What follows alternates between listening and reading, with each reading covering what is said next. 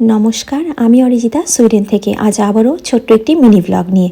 এখন রাত্রির 9:45 আর বাড়ির বাইরেটা এসে দাঁড়িয়ে আছি। ডিনার এদিকে হয়ে গেছে আর সমস্ত কাজকর্মও মিটে গেছে। দেখছি বাইরে দাঁড়িয়ে অ্যাপার্টমেন্ট এরিয়াটায় আলো জ্বললে দেখতে কত সুন্দর লাগে চারপাশটা। আর কয়েকদিন পর থেকে তো আরও তাড়াতাড়ি সন্ধে নামবে আর সবাই খুব তাড়াতাড়ি ডিনার করে ঢুকে পড়বেন কম্বলের তলায়, কারণ জাঁকিয়ে শীত পড়তে চলেছে।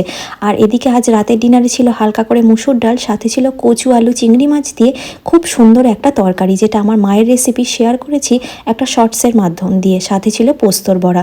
সুইডেনে পোস্তর দামটা অনেকটাই কম, সেই জন্য আমরা পোস্ত দিয়ে তৈরি জিনিস প্রায়শই খেয়ে থাকি। রাত্রিবেলা খাওয়া দাওয়ার পর হাঁটতে বেরিয়েছি, আর এদিকে হাঁটার এবং সাইকেলের রাস্তাকে খুবই গুরুত্ব দেওয়া হয়, তাই এরকম সুন্দর করে দুটো ভাগে ভাগ করা থাকে।